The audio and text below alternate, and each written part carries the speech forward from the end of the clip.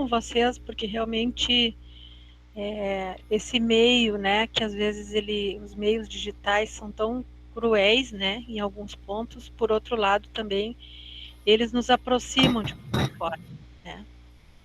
Então, eu acho que, para mim, né, estar aqui, conversar com vocês e também ouvi-los, porque também eu gostaria de que vocês conversassem, né, nós vamos ter momentos aí durante a fala, de também saber o que vocês pensam, qual a realidade de vocês, para que a gente também não se sinta tão sozinho, né, nesse meio, assim, em meio, né, nesse meio, em meio à pandemia, tá? Então, muito obrigada pelo convite, né, da professora Jane Dalva, e fico muito feliz de estar aqui com vocês, então, da Univasf, tá?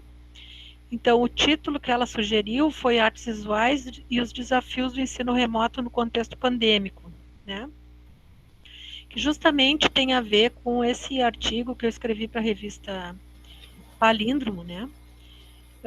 A partir de relatos, né, de falas de alunos, de ex-alunos do curso de Artes Visuais, onde sou professora, né, e de outros professores, eu comecei a ver muitas manifestações em Facebook, internet, e fiquei extremamente sensibilizada com isso, né.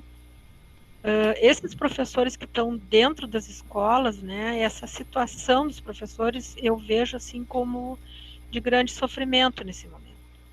Embora muitos professores realmente estão conseguindo, de certa forma, se sobressair, né, em meio a esse, esse problema enorme que a gente está passando, né.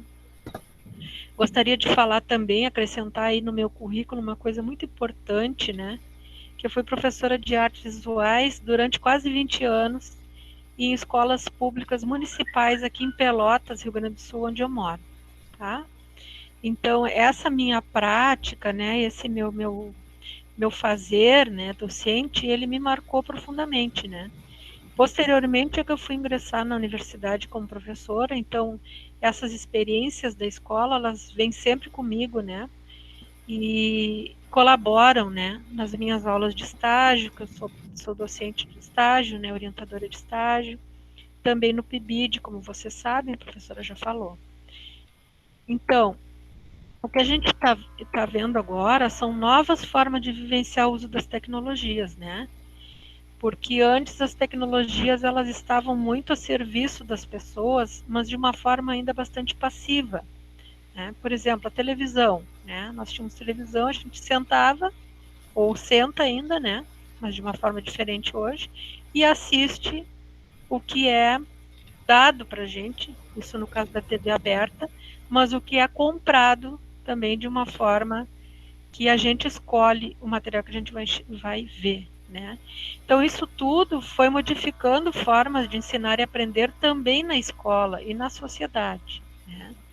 Então, hoje, não há dúvida, né? Professores e alunos utilizam diferentes mídias, né?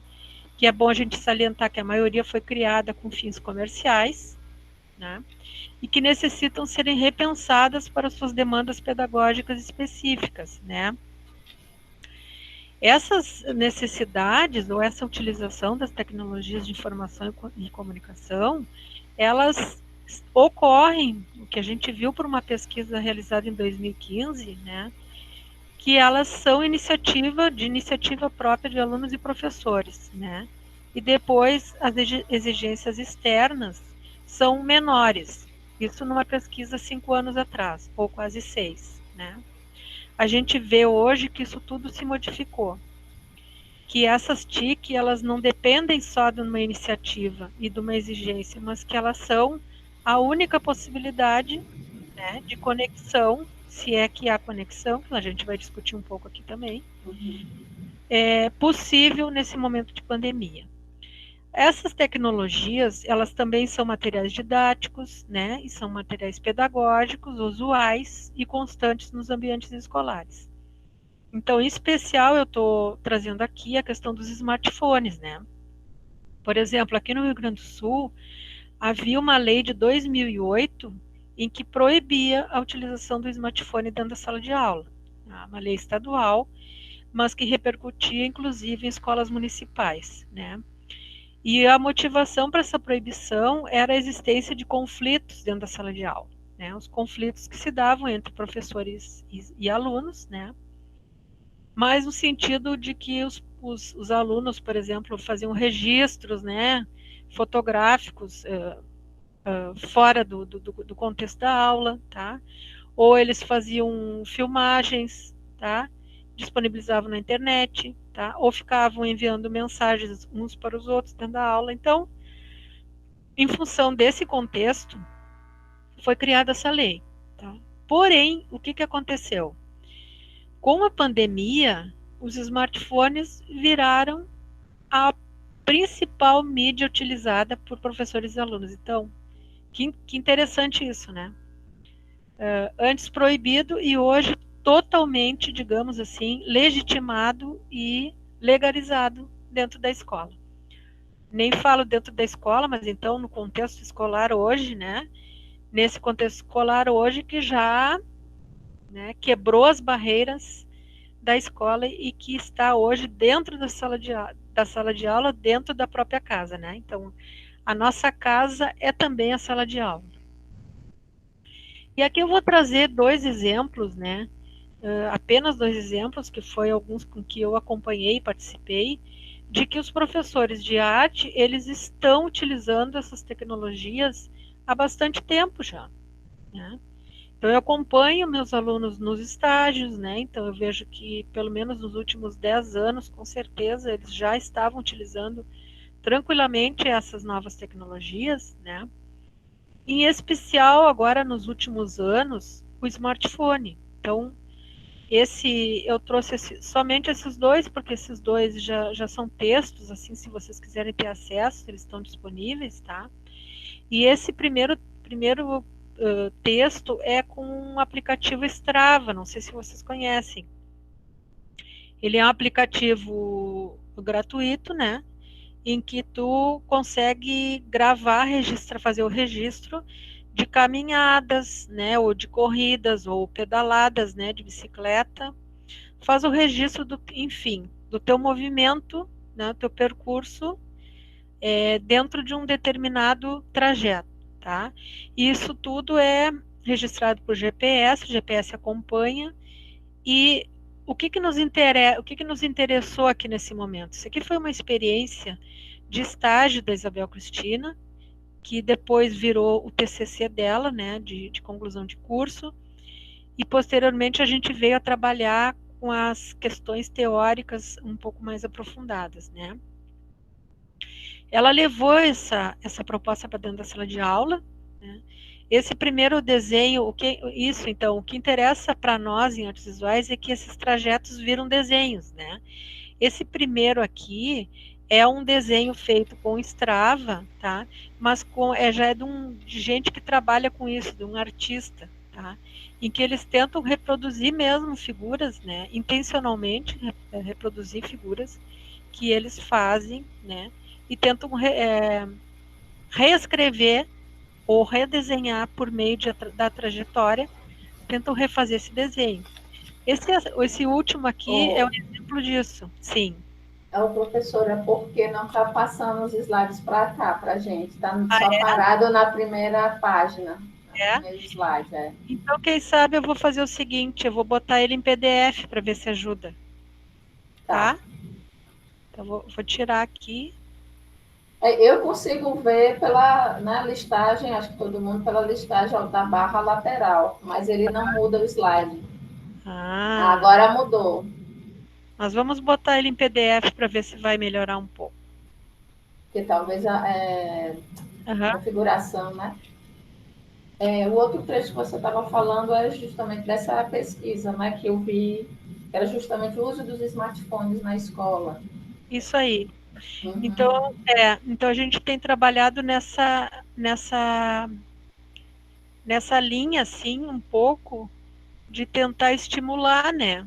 Uhum. Esse trabalho com essas tecnologias dentro da sala de aula, apesar de reconhecer as dificuldades que temos. Vejam, vamos ver se melhorou. Tá. Passou, ok. Nós estávamos aqui. Sim. Então, esse primeiro texto aqui que eu estava falando para vocês do aplicativo Strava. Então, tem artistas que se dedicam a trabalhar com esse aplicativo. Então, eles fazem desenhos, realmente, eles desenham, né? Então, aqui ela levou para a escola, era num período do estágio dela, e fez a proposta para os alunos, né?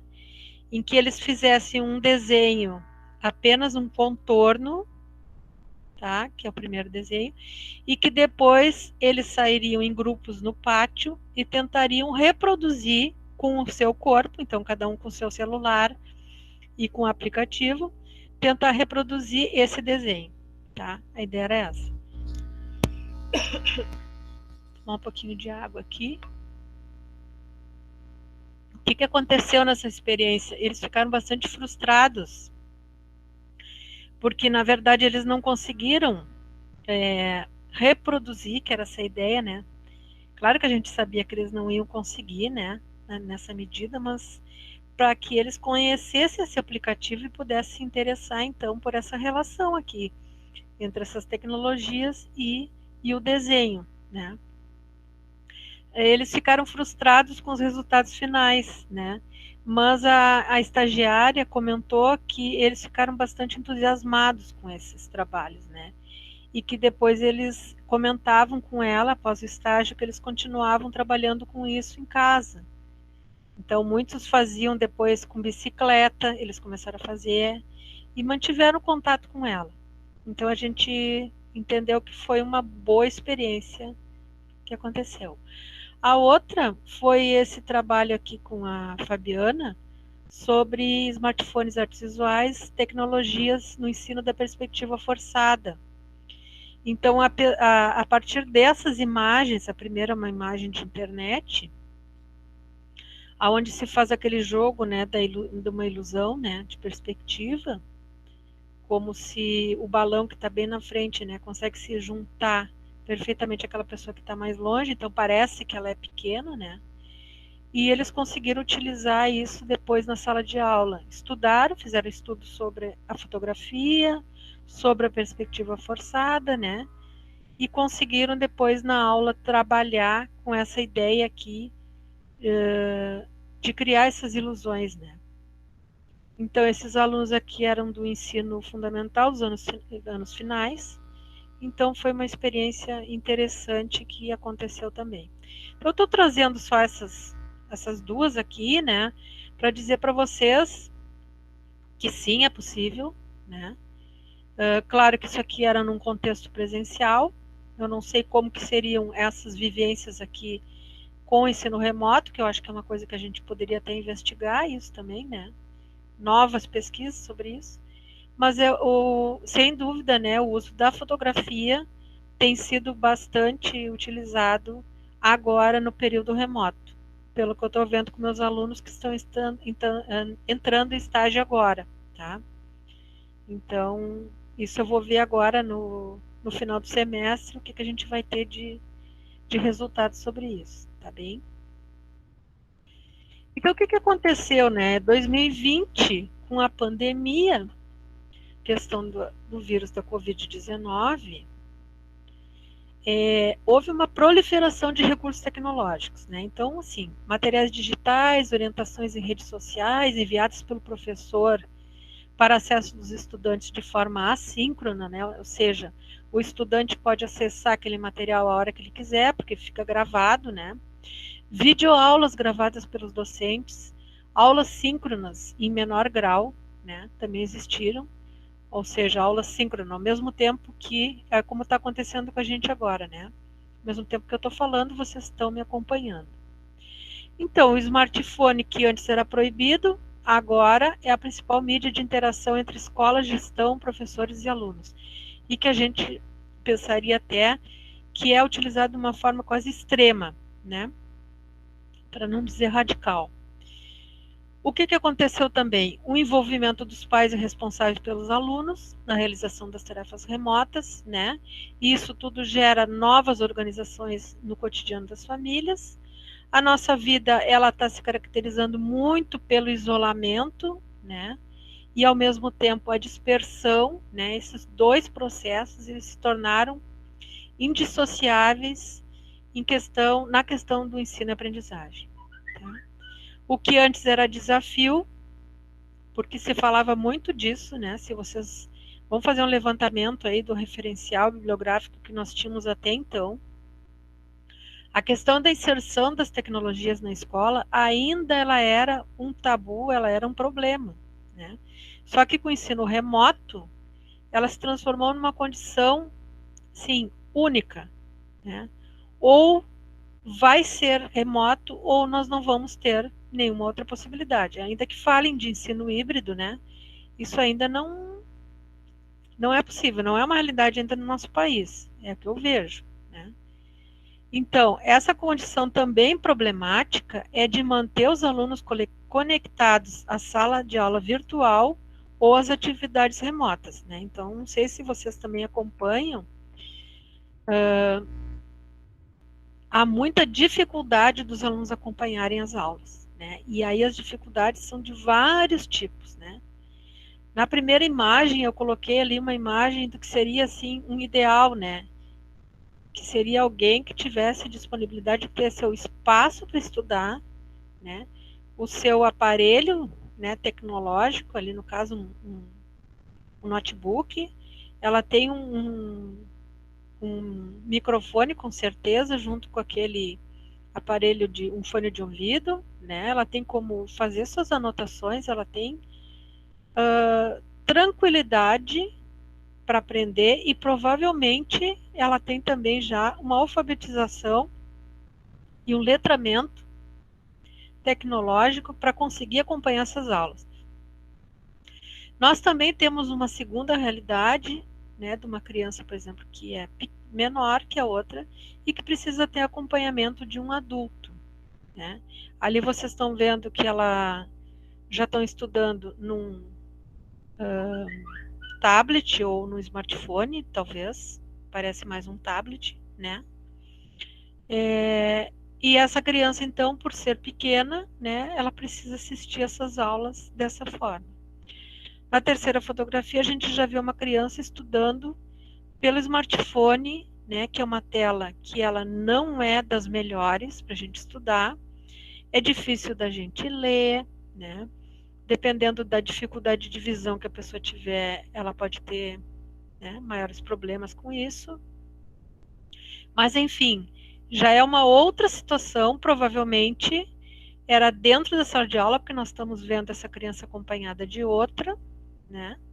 Provavelmente seria uma situação talvez até de sala de aula, que hoje é reproduzida dentro de casa, né? Porque às vezes as crianças realmente, algumas famílias têm 2, 3, até mais crianças em idade escolar e que eles precisam acompanhar essas crianças, né? E na última fotografia a gente vai ver talvez uma criança que não tenha acesso nenhum, que não tenha nenhum aparelho, né, para fazer conexão e nem tampouco a própria conexão. Isso eu estou dizendo talvez, né, porque eu trouxe algumas fotografias que eu tirei da internet, mas que elas estão descoladas do contexto de onde elas surgiram, né? Então, estou fazendo apenas uma leitura visual a partir do que a gente está pensando, tá? Mas, de outra forma, nós estamos vivendo numa era pós-digital, ou seja, essa presença da tecnologia ela é totalmente onipresente, constante, que a gente nem percebe mais, né? Então, essa característica do ubíquo, né, que é tu estar conectado o tempo inteiro, né, isso aí provoca repercussões na vida da gente, né? E em termos de pandemia, né, essa questão do ubíquo, ele se tornou, assim, algo super relevante, porque a gente já nem presta mais atenção se a gente está conectado ou não. Muitas vezes a gente está numa live e a gente até se esquece que está falando ali, né, utilizando esses meios, e a gente até se esquece, né, de tão acostumado que a gente começou a ficar com esses outros meios. Essa divergência, multidirecionalidade, né, elas estão presentes nessa era pós-digital, ou seja, não existe um foco, né, único, como antes era, por exemplo, a sala de aula, existia o professor e os alunos, então o professor chamava atenção, pessoal, agora vamos prestar atenção, aqui eu vou explicar uma coisa para vocês, né? A gente sabe que no ensino remoto isso não é possível, porque nós não conseguimos ver o que a pessoa está fazendo ou não, né? Então, essa multidirecionalidade também, que tu não sabe para onde que está indo essa atenção, né? Isso tudo se torna uma problemática para nós professores, tá? E também, ao mesmo tempo, se dissimula essas diferenças e essa alteridade, né? E o Han, que é um desses autores que eu utilizo, ele vai falar de uma estética da superfície, que é algo que tenta, tipo, normatizar tudo que a gente está passando, entende? Então, por exemplo, isso vocês veem bastante nos discursos políticos. Não, as crianças têm acesso, têm que ter acesso à internet, só que, na verdade, isso não acontece, né? E isso fica muito na responsabilidade dos próprios professores de terem que resolver esses problemas dentro da sala de aula.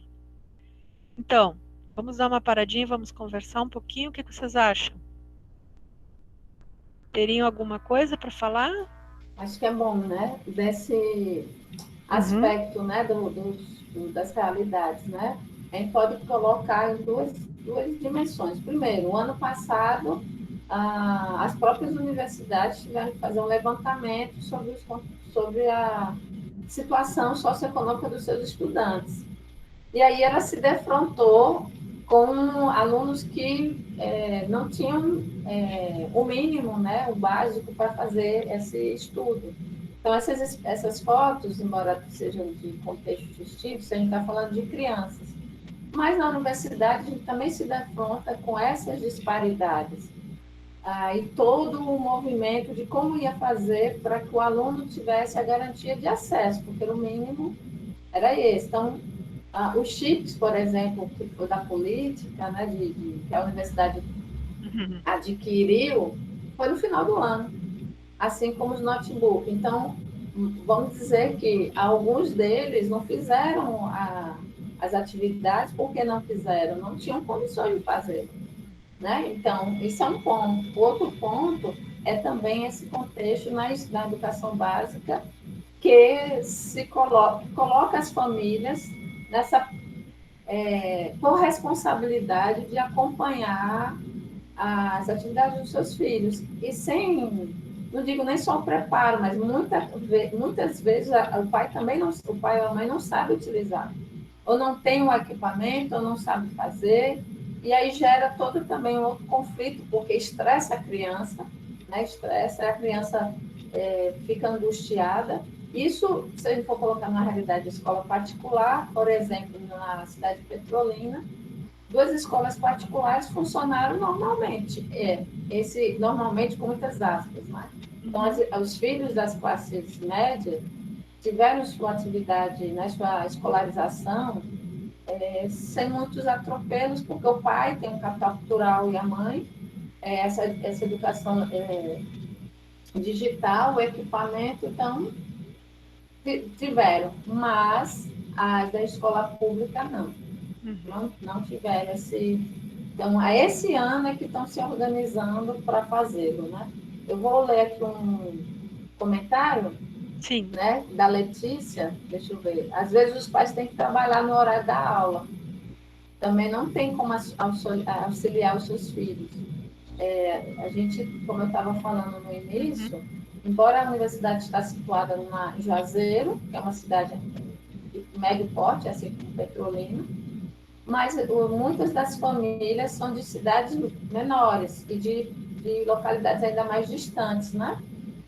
E, sobretudo, quando eles não conseguiram mais se sustentar na cidade, né, Juazeiro e Petrolina, porque não tinha aula presencial, voltaram para suas cidades, né, de família. E aí se viram também numa outra realidade, de voltar para a casa dos pais e ter que lidar com essa outra dilema, né? Sim, sem dúvida, né? Isso é um problema que os professores das escolas relatam. Que eles no sábado e domingo é o dia que eles mais recebem as atividades dos alunos. né? E a gente entende por quê. Porque provavelmente os pais ajudam as crianças no final de semana. Sim. Então vocês veem, tudo isso ele acarreta, né, um acúmulo de trabalho para o professor também, justamente no final de semana que ele poderia descansar. Sim. Tem outras, por exemplo, a gente estou colocando Juazeiro e Petrolina, que é onde nós, vamos dizer, atuamos, mas eu tenho uma colega que é gestora de uma escola municipal de João Pessoa. E ela faz todo esse ano, né? Porque o ano passado, vamos dizer assim, foi treinamento, saber como é que a prefeitura se organizar. Ela, como gestora, ela faz o checklist de todas as atividades de todos os professores da escola. Se eles fizeram conforme as orientações, né, da secretaria. Imagine uma escola, que embora seja municipal, mas é de ensino médio, de Fundamental 2 e de Fundamental 1, a gestora acompanhar todas as atividades de todos os professores, garantir que essas atividades cheguem na casa dos alunos, porque eles optaram por fazer um rodízio de atividades síncronas e levar as atividades para as famílias, né? Então, eles têm durante a semana, a família vai na escola pegar o bloco de atividades para a criança. E ela diz que toda vez, quando chega sexta-feira, que ela tem duas funções. Ver se os professores entregaram as atividades da semana e receber as atividades respondidas dos alunos para encaminhar para os professores. Aí ela perguntou, eu não sei porque que eu inventei de ser gestora. Eu falei assim, mas não é só por conta da gestão. O professor também. Ele tem que preparar a aula, enviar para o aluno, receber. Então, e tudo dentro de casa. Então, qual o horário que ele tem para descanso? Não trabalho. Nenhum. E se ele não fizer, a secretaria exige. Ou a gestora, que também tem que estar acompanhando. Então, cria um cenário, como você falou, de muito sofrimento. Porque você acaba se culpando, achando que não está dando conta, uma rebeldia, e aí fica um bolo de neve, porque você fica querendo responsabilizar quem? É o seu professor? É a criança? É os pais? Né? Então,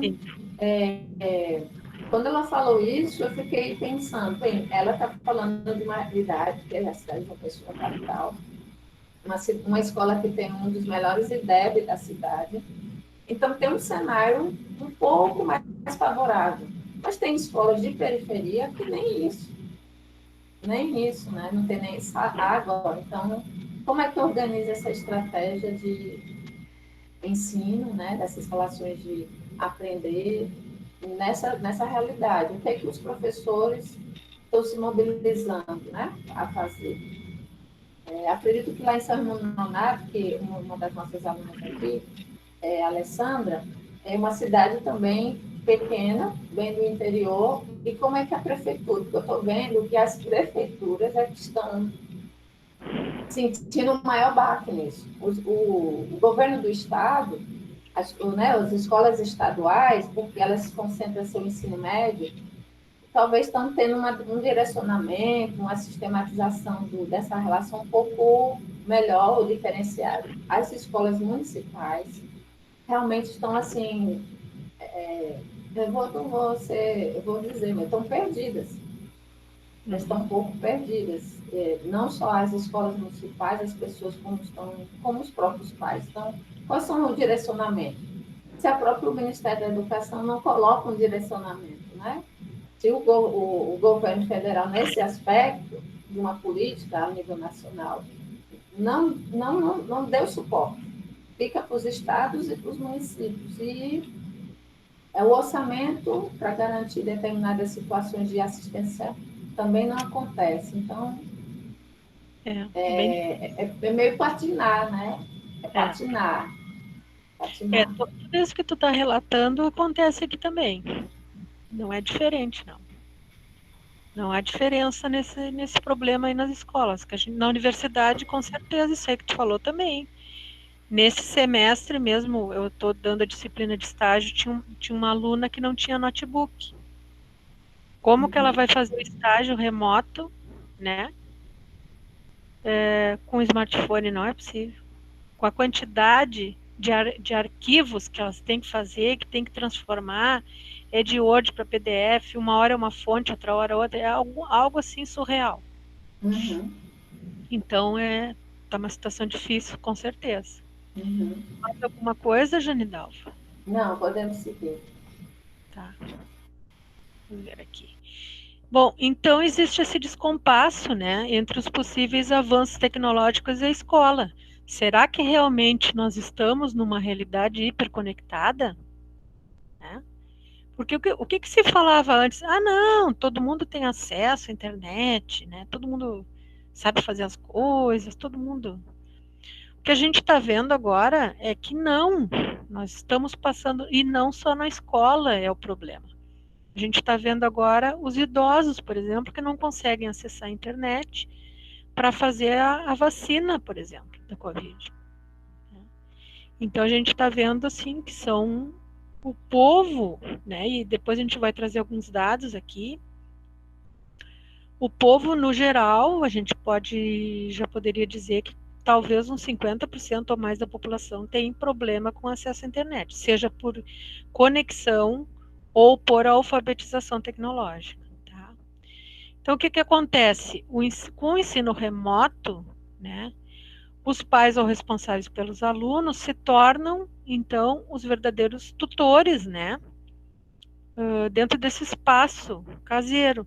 Então, como é que é a acessibilidade? Esses pais têm alfabetização tecnológica, né? O envio do e-mail pode ser um desafio, é isso que a gente começou a ver, né? Pais de alunos e às vezes, né, pessoas bastante jovens, com menos de 30 anos de idade, que não sabem enviar o e-mail, que não sabem fazer uma busca no Google. Tudo isso a gente verificou. Então tem vários autores, eu estou trazendo para vocês o Prensky, né, é um pouco mais antigo, mas as polegarzinhas, né, os visitantes, os residentes, são várias discussões que tem em torno de tecnologia, que agora não vou discorrer para vocês aqui, né, mas só uma curiosidade, por exemplo, as polegarzinhas foi um apelido, né, que o Serres deu, porque todo mundo estava sempre trabalhando, ele olhava, os jovens estavam todos utilizando apenas os polegares, né, por causa dos celulares. Então eles digitavam os polegares. Então ele deu o nome de polegarzinhas, né. Então esses nativos, esses imigrantes digitais, né, eles estão convivendo em meio a essas necessidades básicas de falta de educação, alimentação, saneamento básico, saúde da população, né? E aí a gente pode pensar assim, bom, alguns estão vivendo na cybercultura, mas outros estão vivendo, aí eu fiz um nome ali, na cavecultura, né? Que é uma cultura das cavernas, propriamente dita. Ou seja, então nós temos pessoas que vivem, né, realmente numa hiperconexão, por exemplo, que tem as suas casas todas conectadas, né, desde os aparelhos de luz até pessoas que moram embaixo das pontes. E às vezes dentro de cavernas mesmo, como a gente tem visto, né? Moradores de rua que utilizam cavernas urbanas para morar. Vestígios de construções para morar. Né? E essas pessoas, e muitas dessas pessoas têm filhos, e essas crianças elas frequentam as escolas também. Então nada disso é pensado. Bom, então em especial essa pequena pesquisa que eu fiz foi feita com 2 professores de artes visuais, tá? Aqui do Rio Grande do Sul. Esses dados foram criados a partir de comentários, de postagens que eu comecei a ver nas páginas pessoais deles, né? Porque como eu trabalho nessa área de estágio, né, na universidade, passam por mim muitos alunos, né? Muitos alunos que hoje já são professores, né? Alguns já há bastante tempo. Então eu continuo mantendo esse vínculo com eles e eles também gostam disso, né? Porque às vezes eles precisam de alguma coisa, eles me pedem e eu também troco. Então há uma troca muito grande com esses alunos, né? Então eu utilizei o método etnográfico, né? Onde há observação e investigação participante online e posteriormente eu fiz entrevistas com esses dois professores para mim conseguir entender mais, né, algumas coisas, algumas informações mais pontuais. Então agora eu começo a pensar um pouco sobre a situação, né, que a Covid trouxe para nós, que é do distanciamento físico e do distanciamento social. Porque o distanciamento físico, ele não exclui a conexão social, né? Por outro lado, o distanciamento social, sim, ele desconecta as pessoas, né? E o que que acontece? A falta de acesso à internet, ele promove, então, uma desconexão social, né? Então, a ONU, já em 2011, colocava que o acesso à internet e à informação era um direito humano, né? E que isso deveria ser garantido fundamental para todas as pessoas, como uma forma de cidadania, inclusão digital e social. E foi isso que a Jane Dalvo falou agora. O que que nós no governo, o que que o governo faz com isso? Que não promove esse acesso à internet a todas as pessoas, né? Ou por que que nós temos, por exemplo, que pagar a internet? A internet é um bem público. Os dados divulgados em 2020 pelo IBGE mostraram que 45,9 milhões de brasileiros não tinham acesso à internet. Isso em 2018, tá? Na época, isso aí correspondia a 25,3% da população com 10 anos ou mais de idade. 10 anos, tá? Agora vocês imaginem agora. Até seria bom verificar se já tem dados atualizados, tá? Mas eles não tinham, então, acesso à internet por diversos fatores que a gente já está comentando, né? Então, no nosso país, nós temos os direitos básicos desatendidos. É a falta de conexão com a internet, né? Espaços e condições adequadas não temos, né? Nós temos carência de alfabetização tecnológica, letramento digital, de formação pedagógica de professores e gestores escolares, né? Nós temos diversos problemas. Como fala aqui, esse docente da rede pública estadual, ele tem 24 turmas, 562 alunos. E aí ele conta que ele divide a mesa de jantar dele com os trabalhos dos alunos, com os livros, telefone, cadernos, né? E o computador que o uso excessivo estragou. Então ele conta aqui que ele teve que comprar um computador melhor e um celular também, né? E que, claro, né, ele conseguiu acumular dívidas, porque ele não teve nenhum apoio do governo para ele melhorar essas condições de trabalho dele. Então, o Antônio Nova, é um pesquisador da área de educação. O Nova e o Alvim falam que nada é novo, mas tudo mudou. Por quê? Porque tudo continuou da mesma forma, apesar da pandemia, ou seja, os professores continuam com sua rotina extenuante, os professores continuam com seus salários parcelados, né? Por exemplo, no governo do estado aqui, do Rio Grande do Sul, os salários são parcelados, né? O seu trabalho continua desvalorizado, né? Só que tudo mudou, porque a situação está mais aguda e está sintomática em função das modificações nas formas de ensinar e aprender, mediadas remotamente por smartphones e computadores. Então, a gente se encontra no estado de emergência da profissão docente. Esses enfrentamentos constantes com a possibilidade do retorno presencial aqui, pelo menos, a gente vive isso constantemente, né?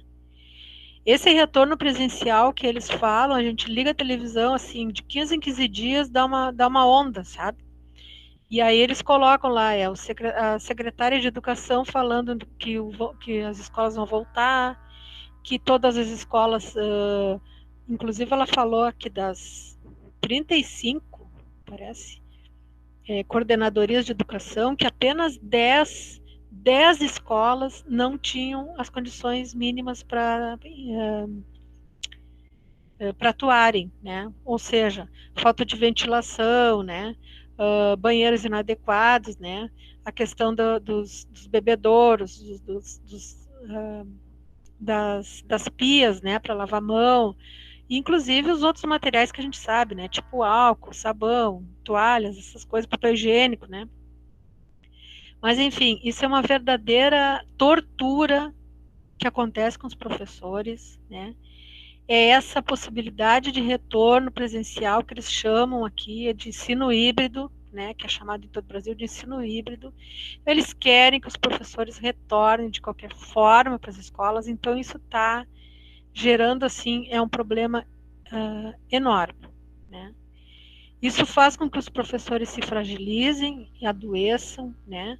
Mais a quarentena que todos nós passamos, né? Pessoas que estão se infectando, famílias que estão sendo atingidas, né? Estão perdendo seus familiares. O excesso de tarefas, né? O envolvimento com as aulas online, que é uma coisa absurda, né? Os alertas de mensagem por redes sociais levam os professores a um esgotamento físico e mental.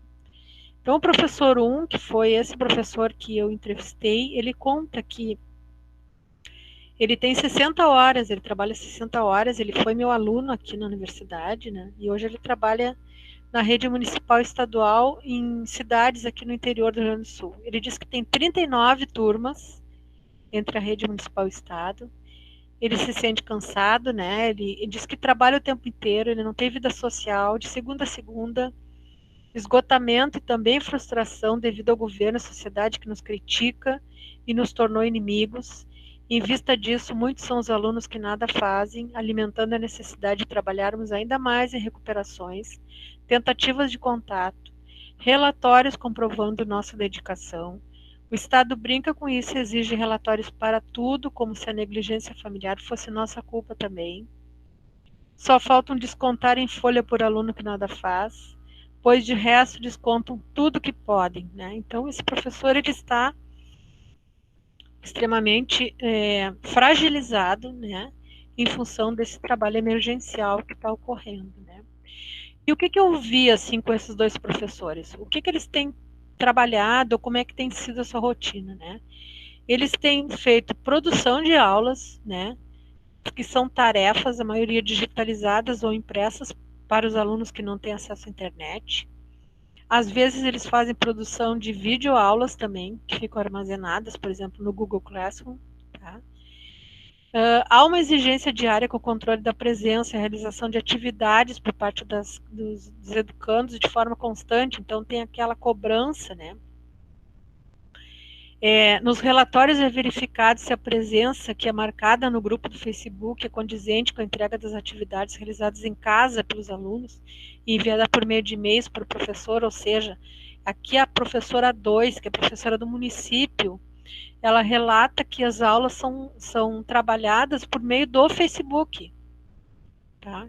Então eles não têm, aqui no município nós não temos plataforma nenhuma, né? Isso cria uma sobrecarga extra sobre o trabalho do professor, é claro, né? Além do que, né, determinadas atividades que a gente propunha em artes visuais, elas não podem ser solicitadas aos alunos, né? Então você sabe, né? Por exemplo, nenhuma atividade que saia fora do contexto de lápis de cor, né? No máximo uma canetinha, às vezes nem cola, né? Uma cola para fazer adesão, né, de alguma colagem, algum recorte, às vezes não é possível também.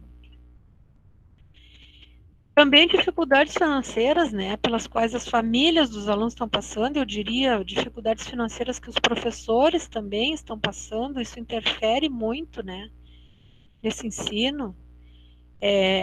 Esse abismo, né, que há entre as necessárias práticas artísticas escolares, aquilo que a gente acredita como professor de arte, né, e a realidade que se impõe, então, os professores relataram que as propostas que eles levam aos alunos, que elas têm que ser extremamente minimizadas, né? Tudo tem que ser muito pensado, assim, né? Então, eles não podem, por exemplo, pedir que os alunos utilizem tinta, por exemplo, né? Nada com tinta, porque, né, provavelmente eles não vão ter esse material, né? Então, são os materiais básicos, né? Às vezes, nem folha de ofício tem vindo muita devolutiva, né, por e-mail, em folhas de caderno mesmo, e tá tudo bem, né? Algumas atividades ao ar livre, eles também propõe, né, quando a criança tem, às vezes, pátio ou consegue sair ao ar livre com acompanhamento de um familiar. Desenho no chão, desenho na areia, né? Materiais orgânicos para a produção de trabalhos, na busca por algumas atividades que possam, né, contribuir um pouco nesse desenvolvimento das crianças. Uma outra questão que a professora 2 colocou é assim, que essas propostas que ela envia para as crianças, e aí eu queria dizer para vocês que a professora 2 trabalha só com crianças dos anos iniciais do ensino fundamental, então de primeira a quarta série, às vezes o pré também ela trabalha, né? Ela tem que explicar muito bem como é que vai ser feita essa atividade, porque os pais precisam entender, porque os pais é que vão mediar, né, essa relação entre a proposta e a criança ou o aluno, né? Então, se isso não for, vocês vejam a dificuldade disso, porque se a gente pensar, bom, alunos dos anos finais do ensino fundamental, ou mesmo ensino médio, é mais tranquilo isso, né? Porque o aluno adolescente, ou com mais de 10 anos, ele já tem mais autonomia, mas a criança pequena não. Então, se a atividade não fica muito clara, a coordenação da escola recebe os questionamentos, as dúvidas, né? E isso gera mais um montante de mensagens por WhatsApp ou Facebook. Tá?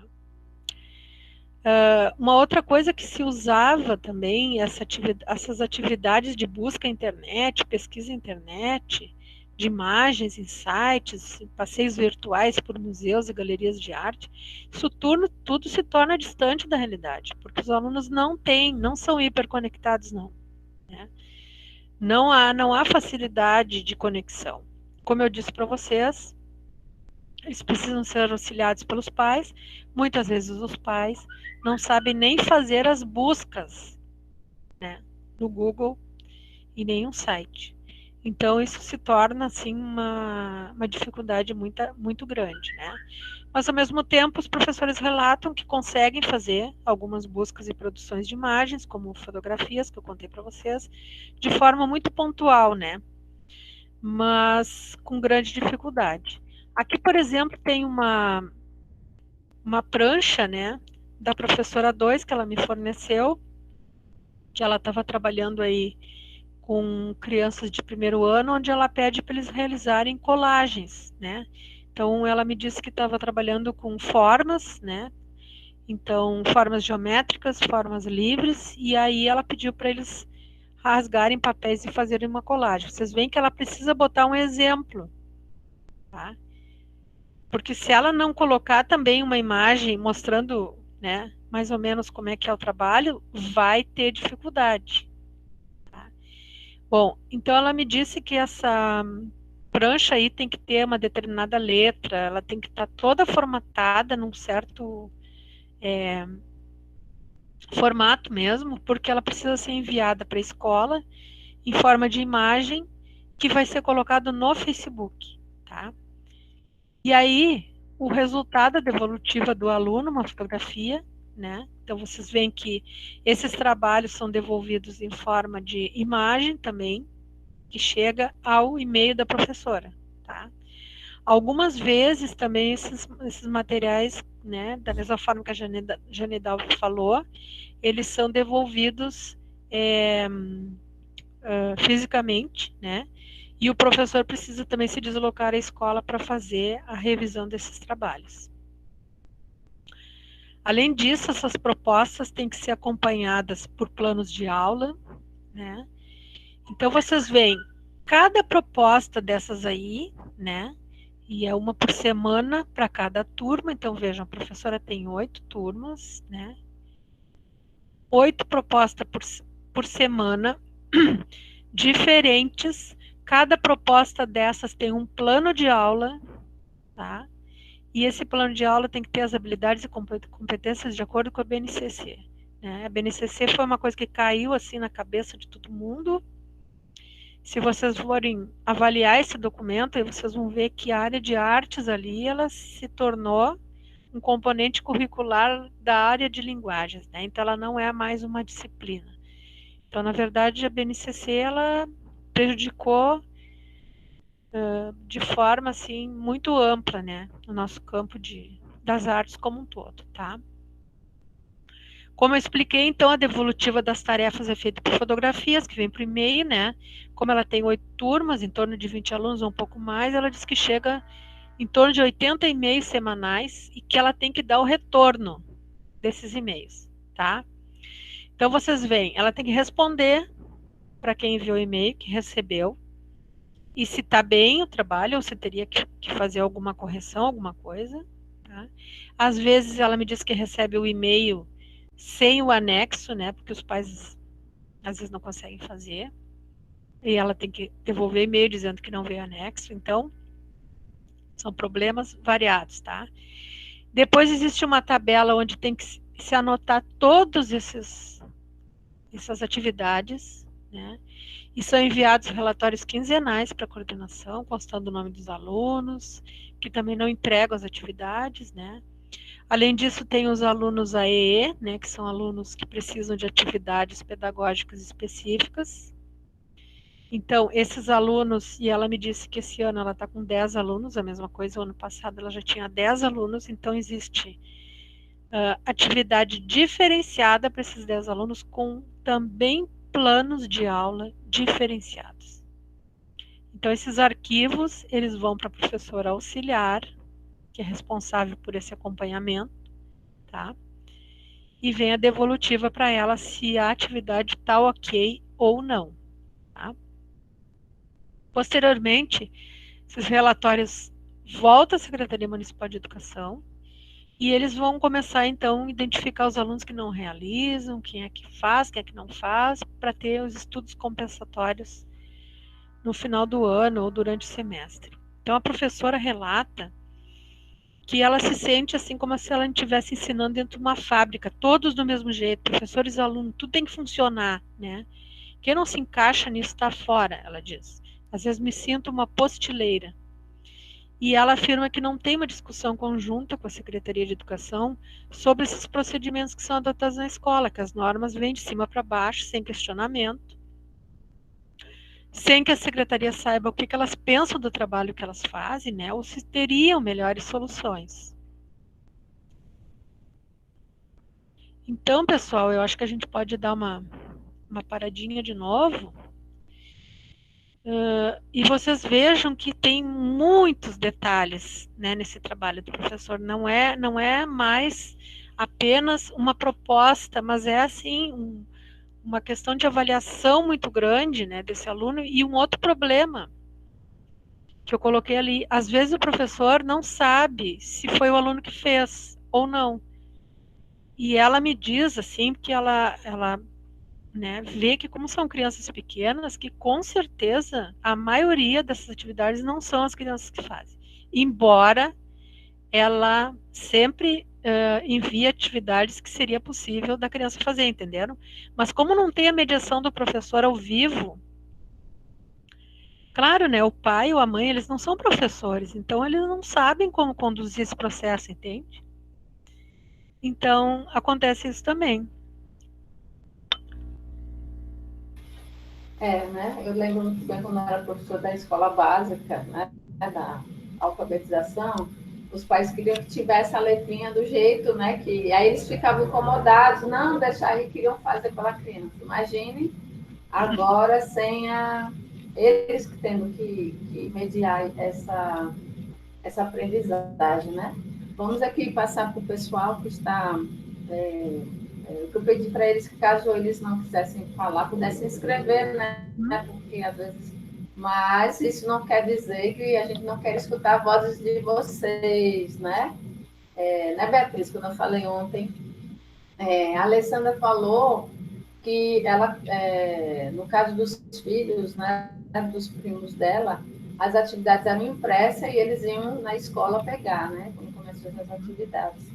E o contexto também que a Beatriz fala da professora dela numa escola, que essa imposição de voltar à aula presencial, né, sem a escola também estar preparada com os protocolos de segurança, né, a professora está amamentando, e aí tem essa imposição, e mesmo assim, ela conta que a diretora desse colégio morreu de Covid. Então, também tem um processo aí de, como que eu posso falar, de desumanização, né? Você não está num processo de empatia com o outro, né?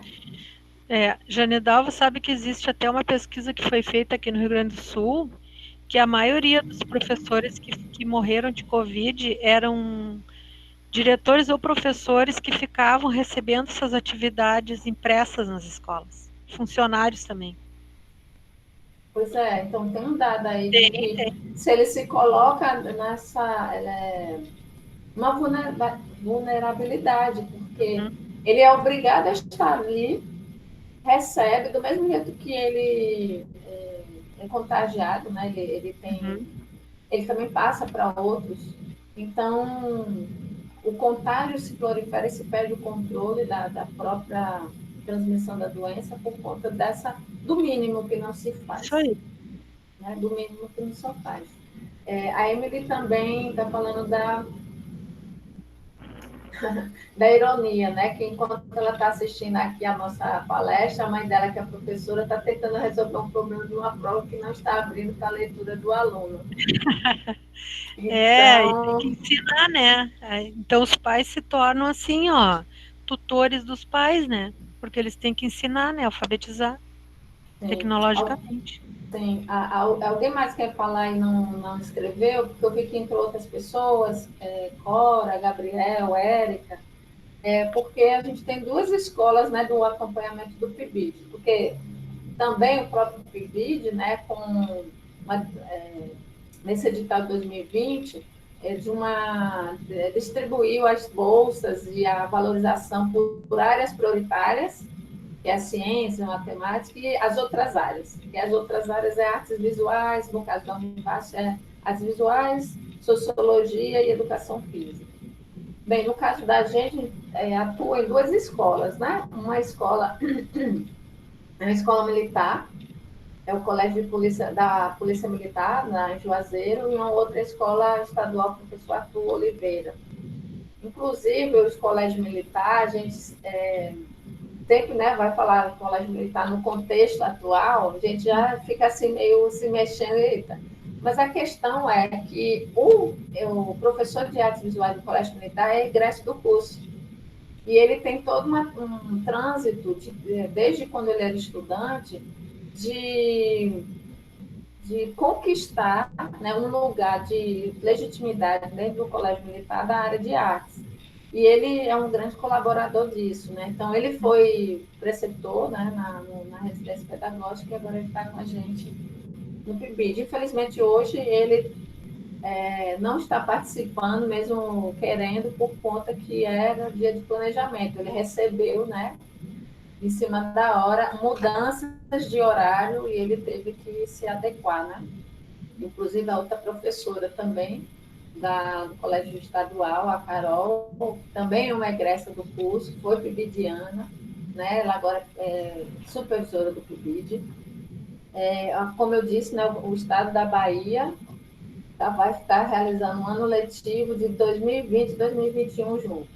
Então, um ano contínuo.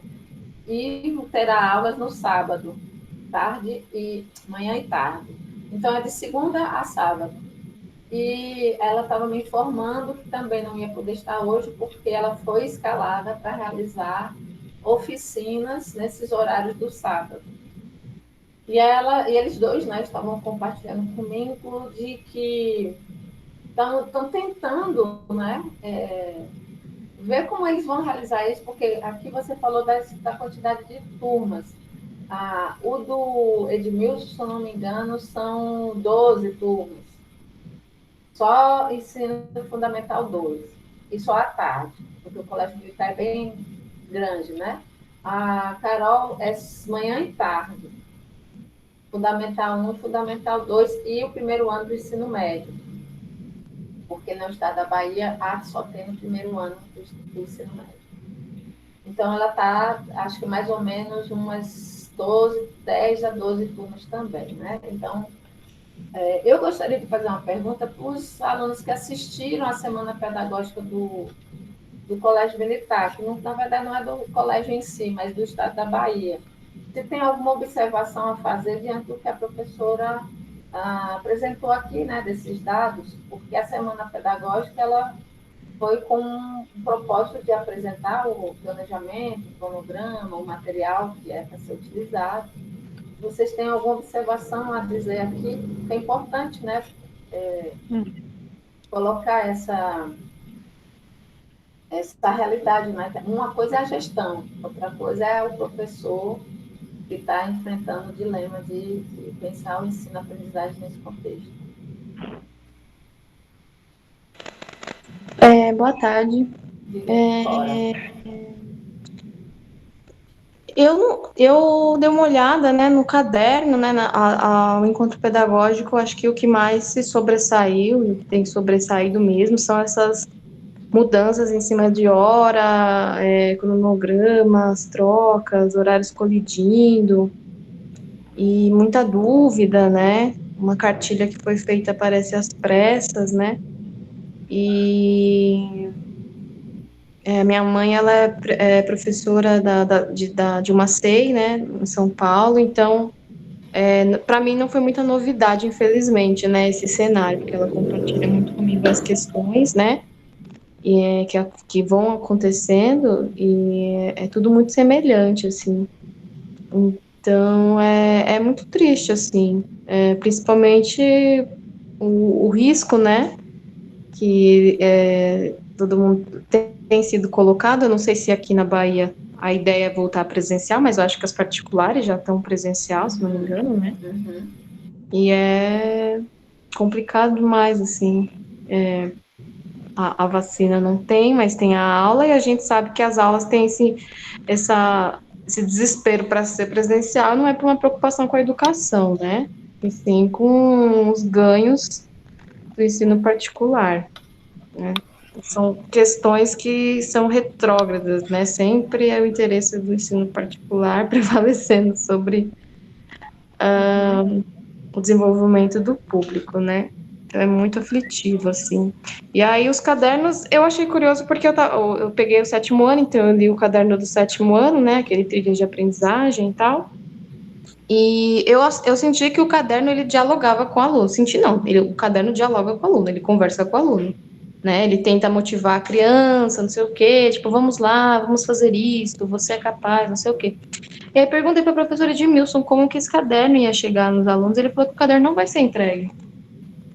Então eu fiquei, ué, não entendi, eles escreveram o caderno dialogando com o aluno, né? O caderno já não vai estar com o aluno, então, né, não vai ser enviado, não vai estar em e-mail impresso. Aí já acho estranho, porque que foi produzido material dialogando com o aluno se não vai chegar no aluno. E aí, conforme os relatos aí da professora, eu já fui até analisando assim, do tipo, não tem cola, não tem coisa e tal, e eu já pensando, puta, como que dá para eles fazerem cola em casa, essas coisas, sabe, que dá para fazer, mas ao mesmo tempo você não tira do ar, né, você precisa de alimento para fazer uma cola de farinha de trigo, por exemplo, as pessoas não estão tendo nenhum alimento para fazer a cola, né, mesmo que fosse em casa, então é importante porque dá um, tipo, nossa, é mesmo, imaginar que não tem matéria-prima para desenvolver muitos processos. E outra coisa, eu lembro que tinha uma abordagem sobre dança, que aí eu acho que poderia ser algo assim, em questão de material um pouco mais acessível para lidar com eles, né? Mas ainda assim a gente sempre empaca nessa questão de recurso, né? Visual, internet. Então, enfim, é desesperador, assim.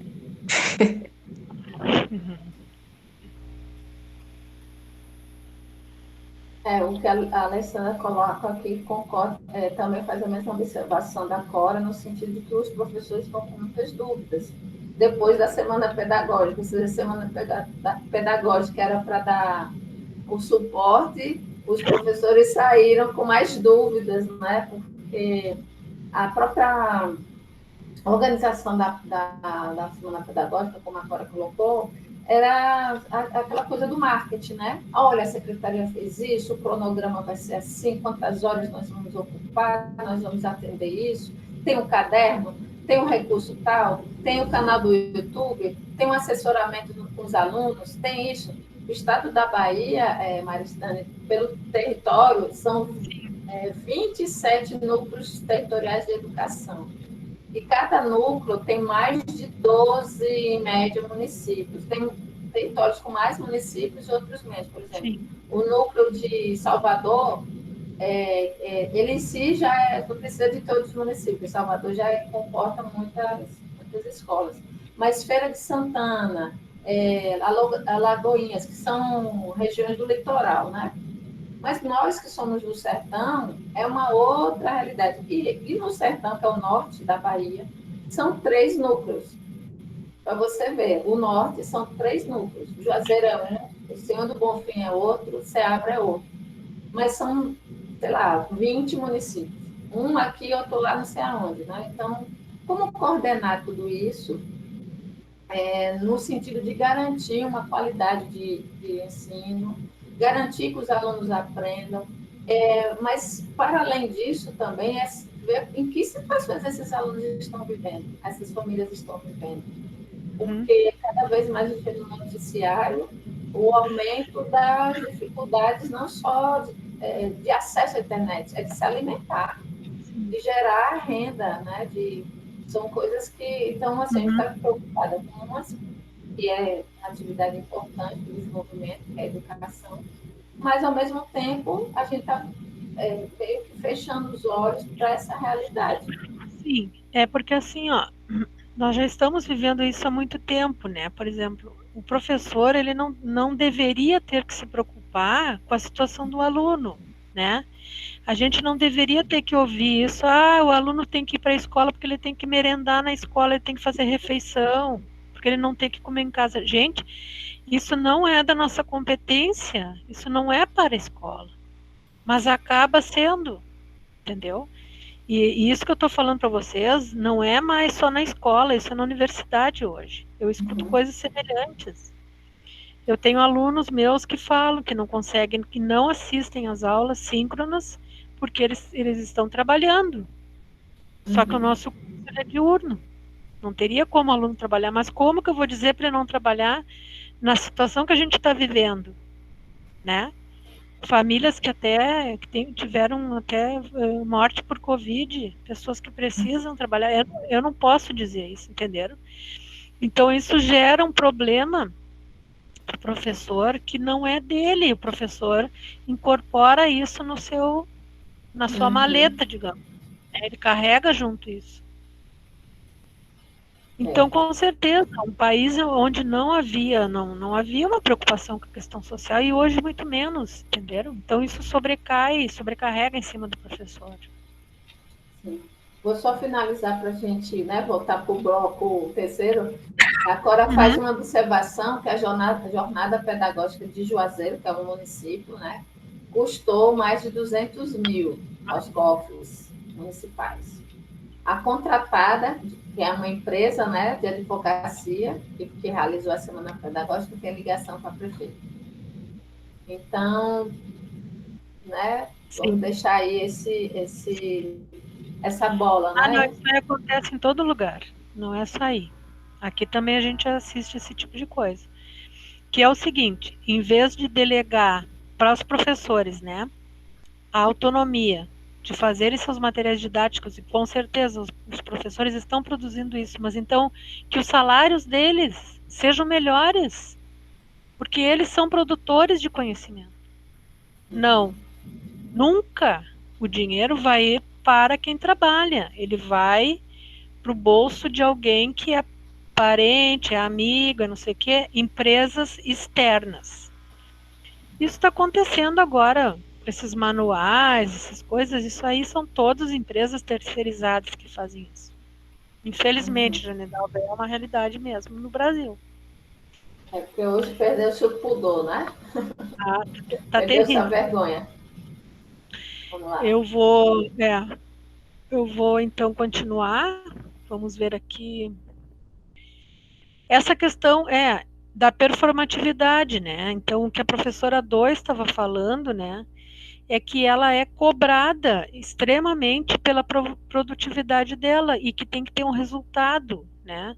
Ou seja, ela tem que correr atrás dos alunos dela para que eles façam as tarefas, para que ela tenha resultados para colocar nas tabelas, e essas tabelas depois vão retornar para a secretaria, onde vão ser avaliadas, né?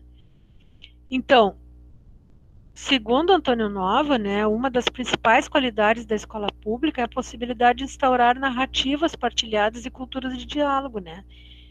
Então, como que a gente vai pensar que um professor pode se sentir confortável para realizar seu trabalho nessas condições acima mencionadas?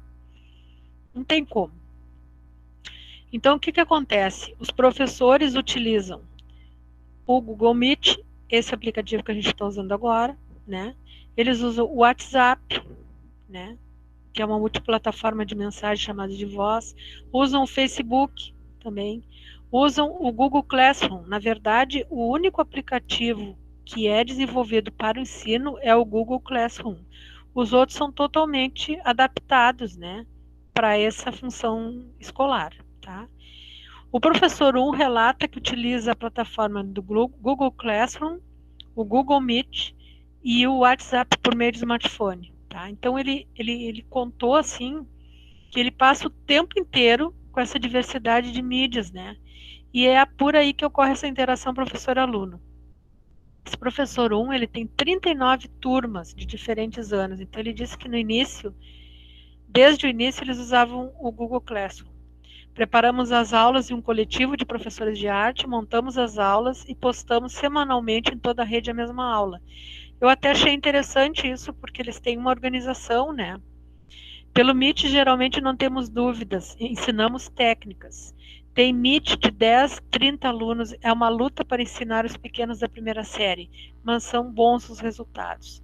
Pelo estado, usamos o WhatsApp de início e hoje estamos no Classroom também. Então, com a professora 2, as atividades assíncronas em formas de tarefas, ela revela que coloca o professor muito exposto, né? Coloca o professor na vitrine. Que, claro, não é a mesma coisa que entrar dentro da sala de aula e realizar a tua produção junto com os alunos, né? Então, ela acha que as atividades, o professor 1 acha que as atividades síncronas, né, realizadas pelo Google Meet, são mais frustradas, que ele toma muito gelo de algumas turmas, mas algumas ainda participam com maior assiduidade, né? A professora 2 relata que se sentiu bem vulnerável, né? Porque todos têm acesso a essas postagens no Facebook, né?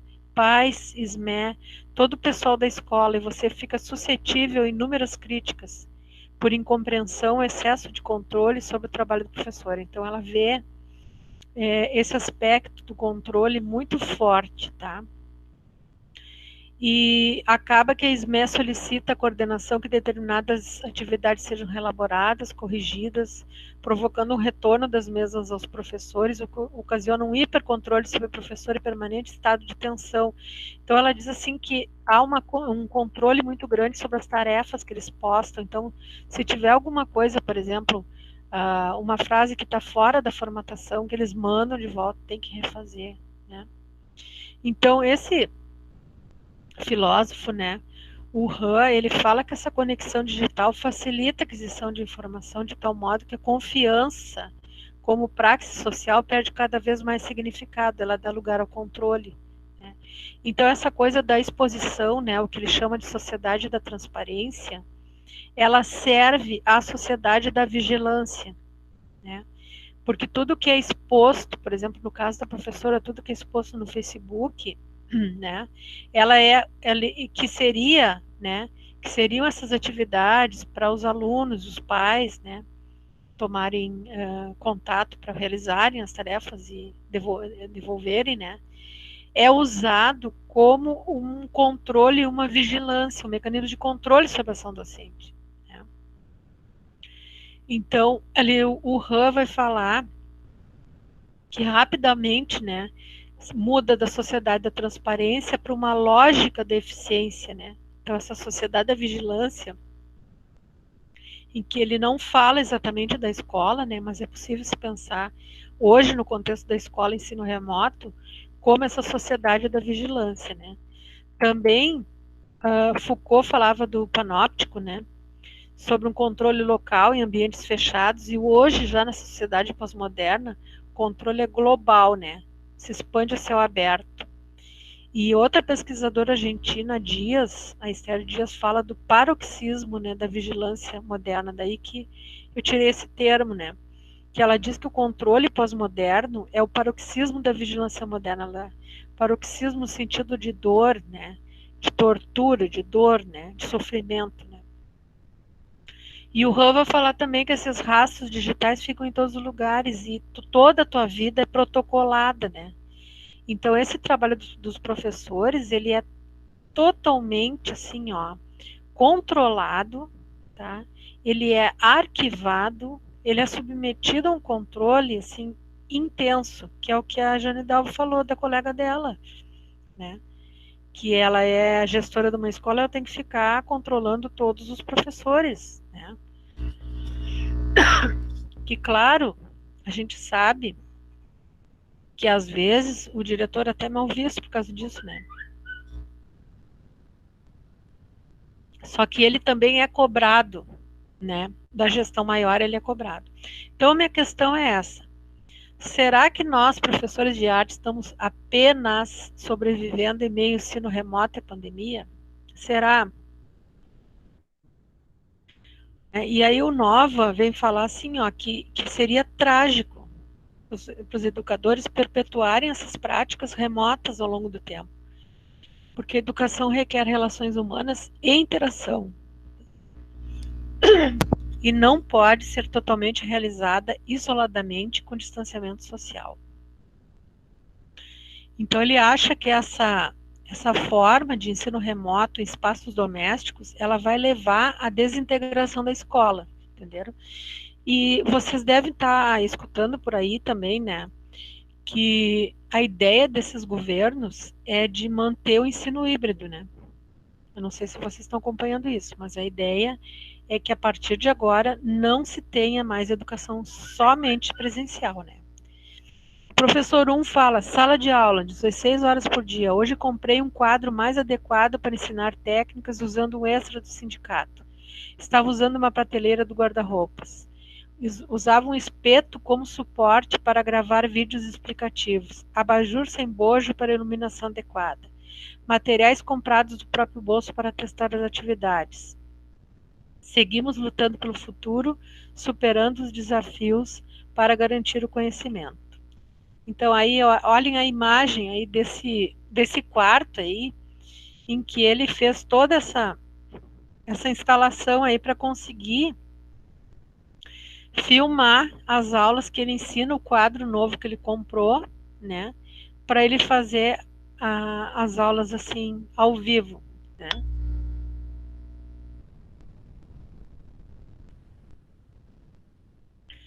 Então o professor ele está em adaptação, né. A mantenedora nada lhe fornece, inclusive desconta quando pode, conforme o professor fala. Além disso, responsabiliza pelo êxito ou fracasso dos alunos. E o professor, ele tem que se virar, então eu entendo que ele faz por sobrevivência, né? O professor também é uma figura simbólica, né, sobre o qual recaem contradições, ele vive numa constante gangorra profissional e emocional. Do outro lado, seus alunos e as necessidades decorrentes, né, do ensino da aprendizagem. Do outro, mantenedores responsáveis pelos alunos que lhe cobram compromissos com bons resultados. Então, o Nova entende que a resposta dos sistemas nacionais de educação foi frágil e inconsistente, que as autoridades públicas dependiam de plataformas e conteúdos disponibilizados por empresas privadas e nem mesmo conseguiram garantir o acesso digital a todos os alunos, né?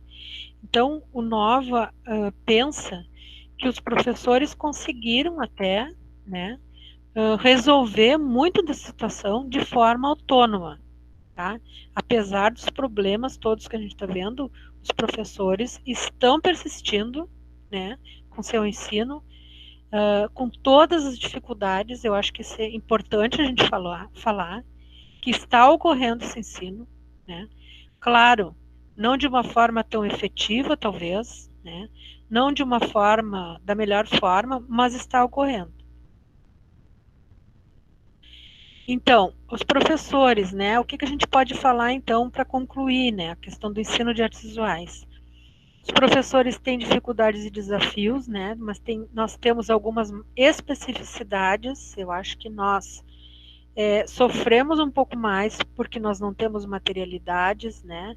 As propostas têm que ser bem enxutas, né? Nós não temos muito acesso, né? Os alunos não têm acesso a esse mundo virtual, né? E as interações também são bastante distanciadas. Então tudo se torna verdadeiramente remoto. A gente também pensa que a educação através da arte pudesse ter colaborado mais para uma maior criticidade em relação ao consumismo e à presença das tecnologias, né? Pudesse ter proporcionado uma educação mais imaginativa, mais inventiva, né? Pudesse ter nos trazido uma maior adaptação à reclusão, né? Mas também, ao mesmo tempo, a gente vê que a importância da arte na escola, ela é frequente, né? Ela realmente é relevante, tá?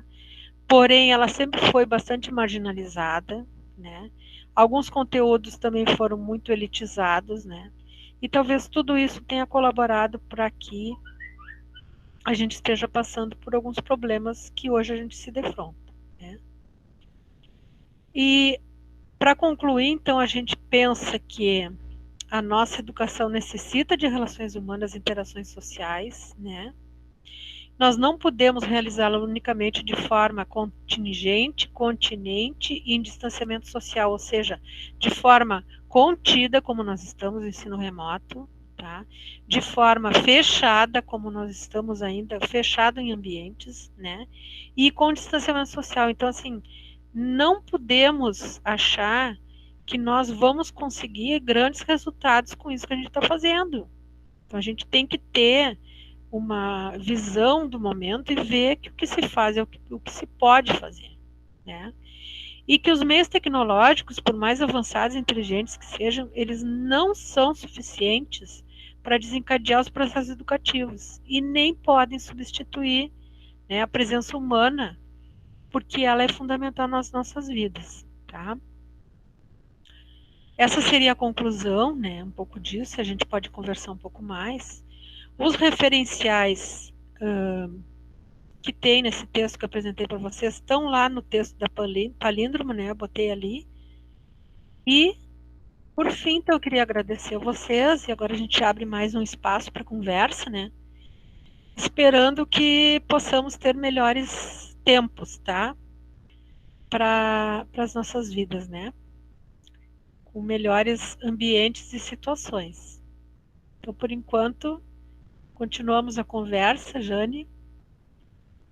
O que mais que nós temos? Deu vendo aqui umas questões, né, de que, primeiro, né, as relações humanas, né, porque eu estava falando isso, que eu tenho uma disciplina que é filosofia da educação, né? Então a gente estava falando do projeto iluminista, a defesa de entender que a educação é um projeto que faz com que nós nos tornamos humanos, né? Nos humanizamos, melhor dizendo.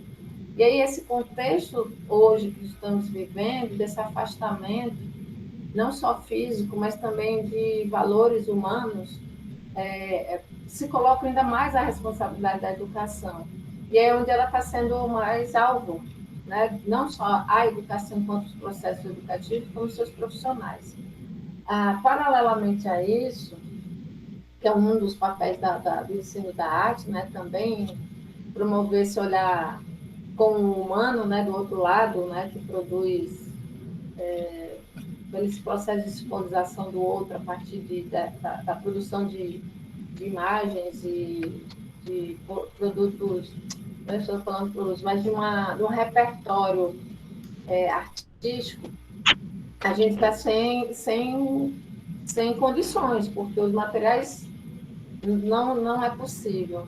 A gente vê até nas aulas de arte, né, no curso, que há toda uma mobilização dos estudantes de adquirir os materiais antes de iniciar as disciplinas, que na cidade não tem, na maioria das vezes tem que solicitar via internet, né, comprar pela internet, ou um professor que vai na capital e traz alguns materiais. Então, a gente tem essa especificidade.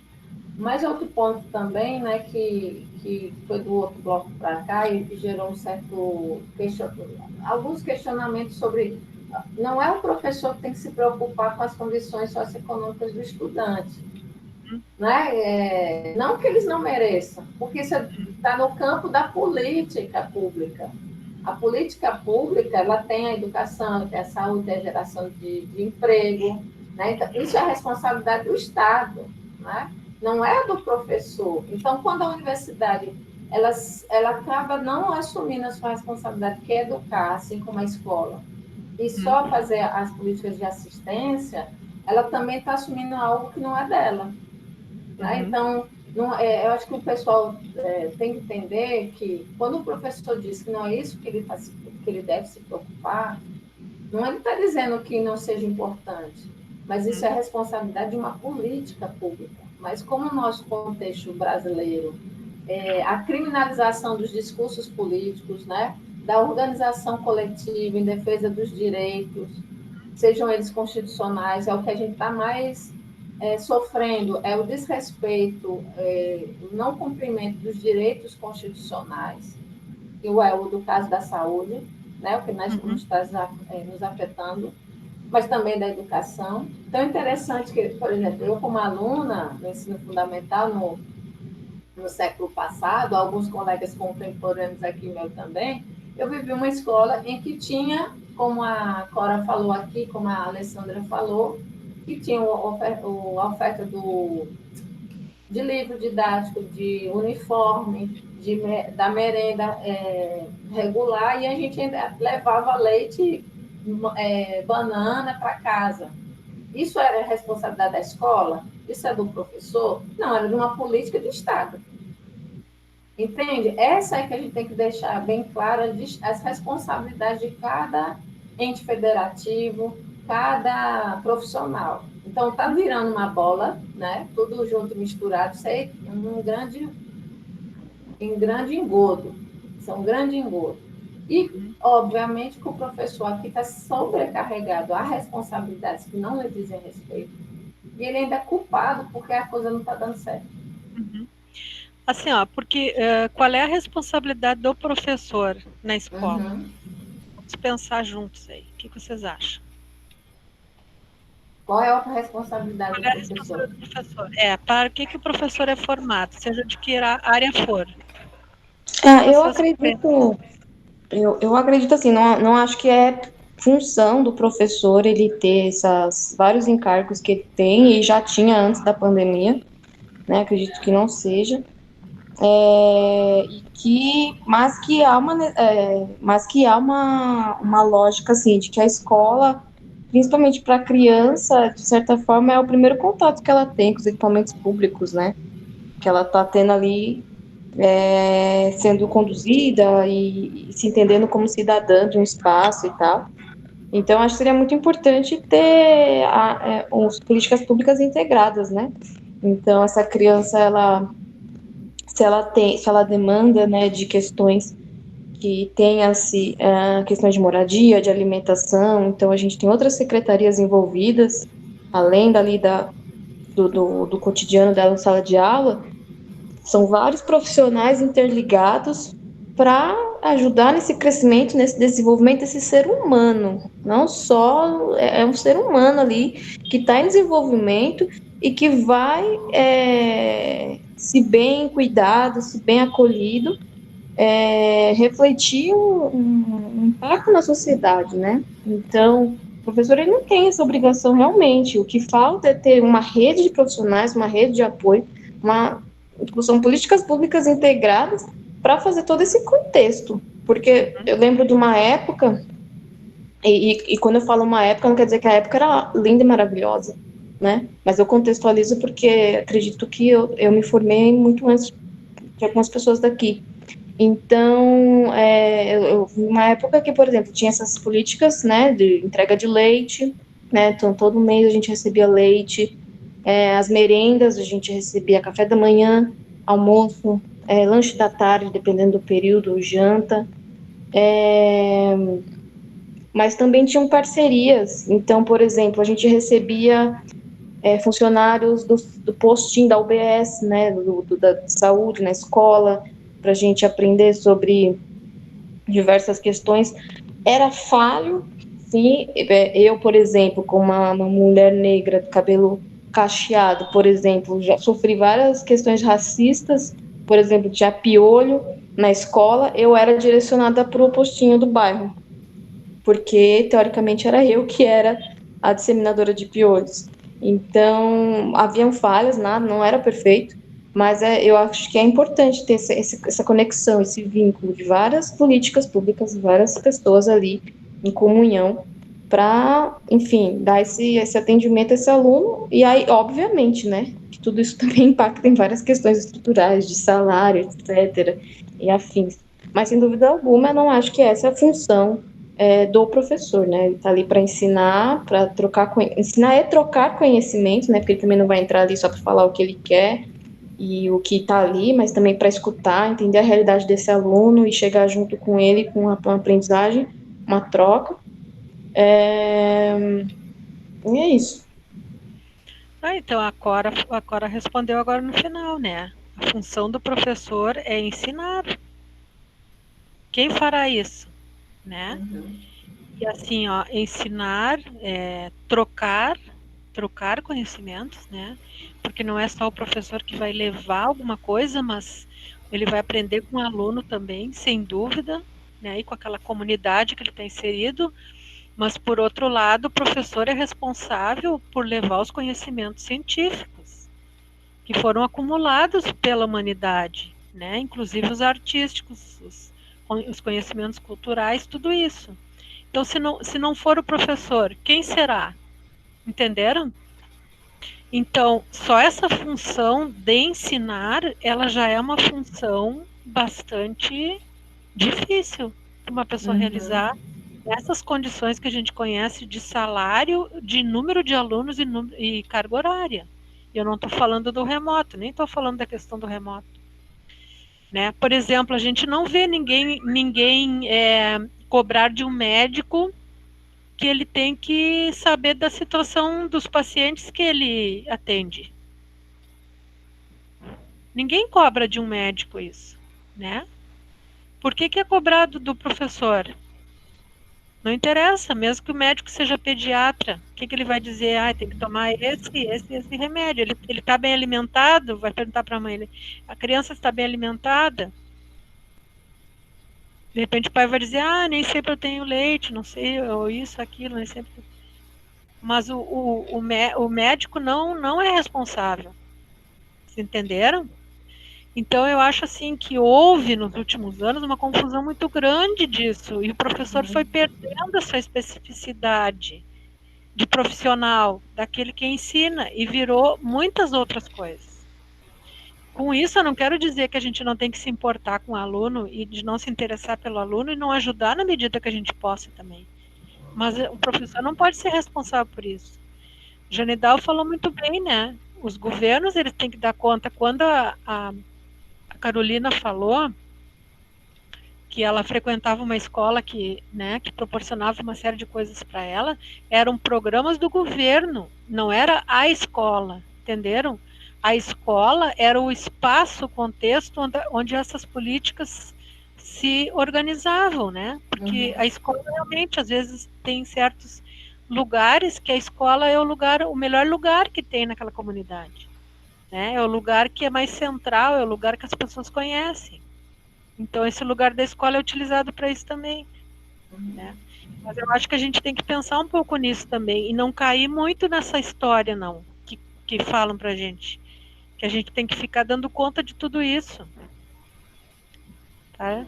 É um desafio, porque o tempo todo tem um discurso sedutor, né, de você, de compaixão, que não é que você não tenha, que você não se tenha empatia, mas do campo político mesmo, né? Da formação da cidadania de ambos as partes, né?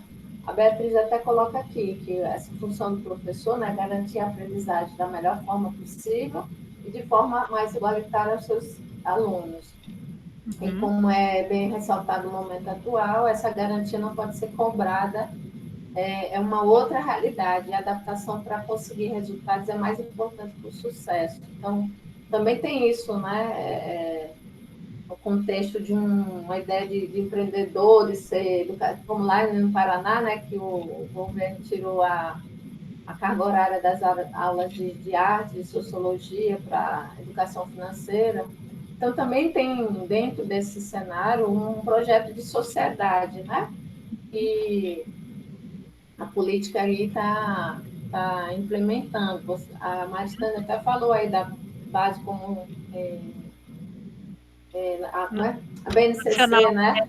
Isso. Então, a gente estudou um pouco a base e fazer essa relação com esses cadernos de apoio que o Estado da Bahia propôs, né? Como um suporte, o próprio nome está dizendo, como caderno de apoio e aprendizagem.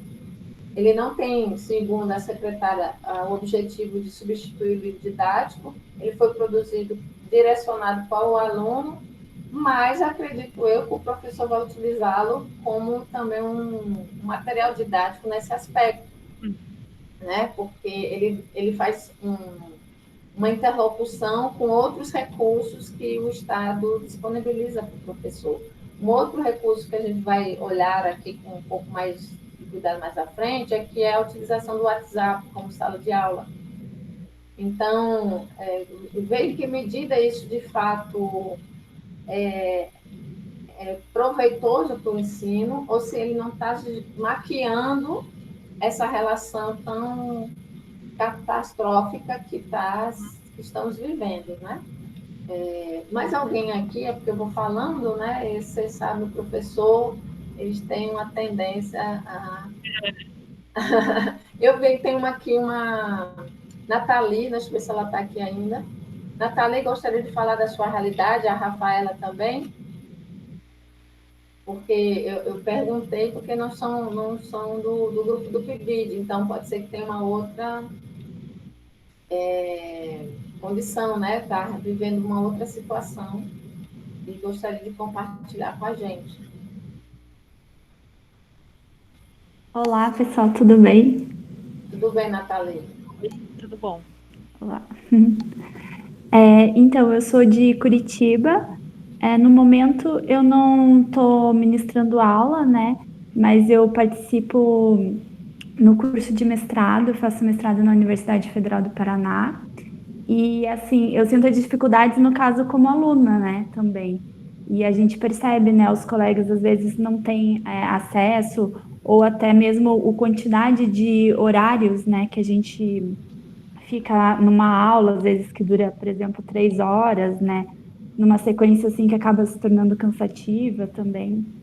Então, assim, a realidade aqui no Paraná, eles, no início da pandemia, foi criado aqui um sistema que os alunos deveriam assistir às aulas eles fizeram programas de televisão, né, aulas no YouTube, mas também, de certa forma, os alunos às vezes não tinham acesso a esse conteúdo por questão, se fosse assistir pelo celular, pelo YouTube, eles até estavam vendo métodos que que tivesse acesso gratuito, né, pelo sistema do celular, enfim, mas todas as complicações que a gente vê que tem acontecido em todas as regiões, né, de certa forma. Então, é bem interessante e me chamou a atenção tanto os diálogos de hoje quanto da semana passada, porque eu fico pensando justamente nisso. Minha formação também é artes visuais e eu fico pensando nessas questões. Se na realidade assim da aula presencial a gente já não possui esses materiais, né? Porque a gente sente falta que não tem algo diferente para trabalhar. Às vezes a escola não tem tinta, não tem materiais diversificados. Então, nessa questão da pandemia, que a gente está online, e às vezes até o professor se disponibiliza ou faz ali uma vaquinha, alguma coisa para conseguir esse material, né, no presencial. mas no online os alunos não vão ter acesso, né, a materiais diferenciados, enfim. Então, o que me chamou a atenção é justamente ver como que isso está sendo proposto, né?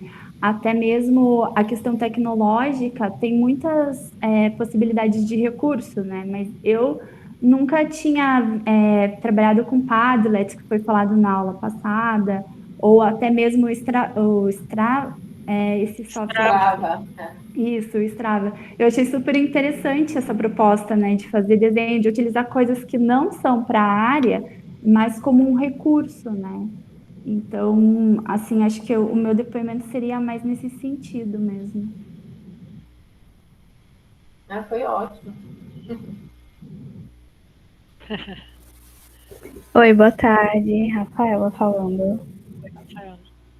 Deixa eu ligar a câmera para vocês não ficarem vendo minha carinha de foto. Deixa eu ver a sua máquina fotográfica.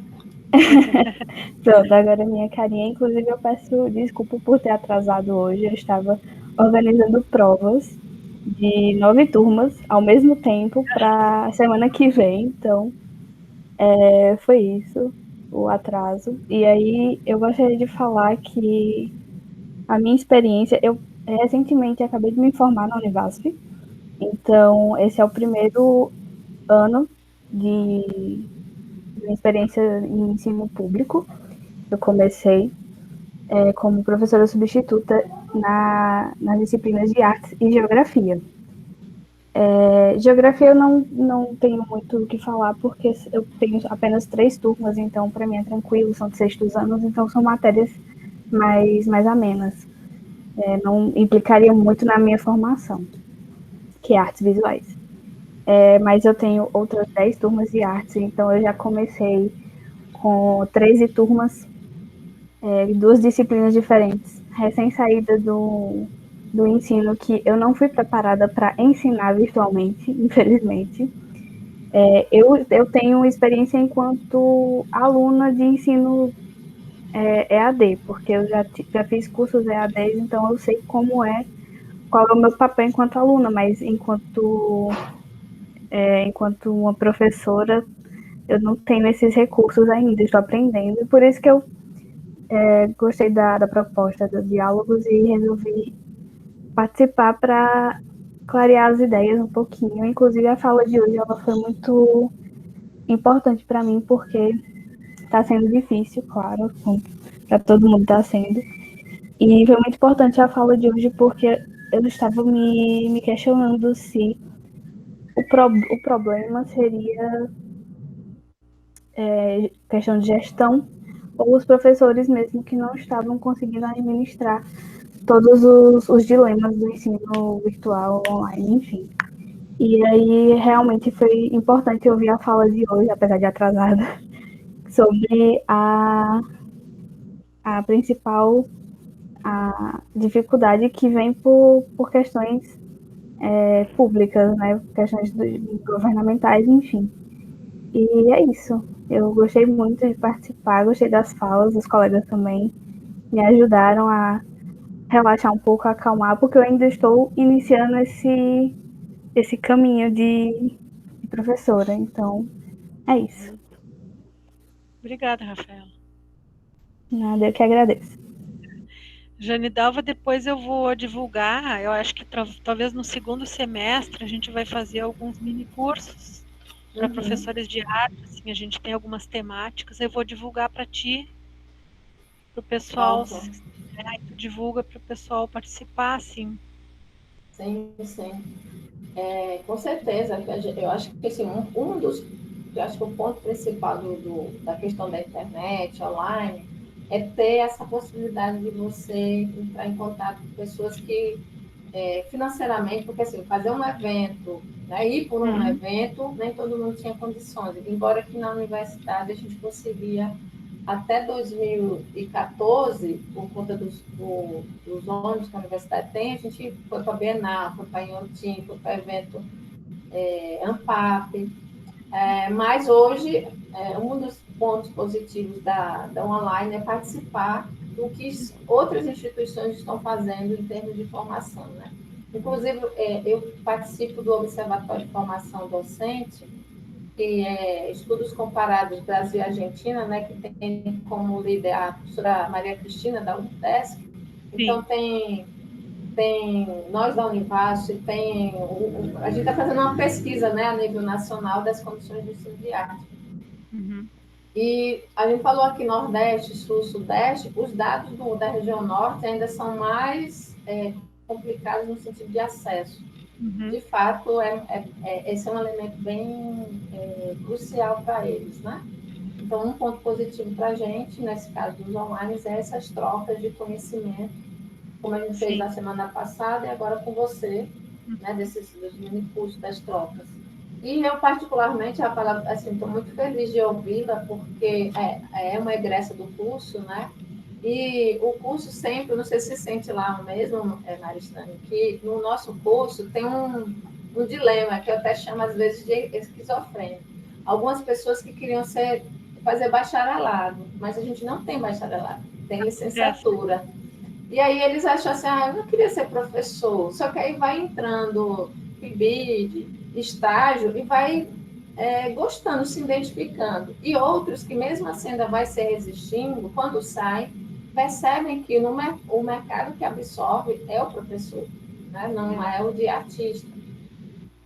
Mas, de todo modo, isso acho que é um dilema que é vivido em quase todos os cursos do país, né? Porque eu já vi pesquisa nesse sentido. E Rafaela é uma delas no sentido de que a docência veio se constituindo ao longo da inserção dela em programas como o PIBID, ou atividades da residência, ou do estágio mesmo, né? Então, e ela compartilhar disso, dessa experiência dela aqui nesse ano, de procurar, né, também esse retorno à própria universidade, que ela está tratando. Isso também é muito... Eu, como professora do curso, fico muito feliz de estar tendo esse retorno, né? Então, eu fico muito, muito feliz mesmo quando encontro os egressos na condição de professores. Mais alguém, assim, para a gente ir finalizando, né? Se não me engano, a Lê tinha levantado a mão, é isso mesmo, Lê? Eu? Sim. Eu fico pensando, assim, nessa relação do que a gente está fazendo. Eu sei que a gente está fazendo um excesso de online, né?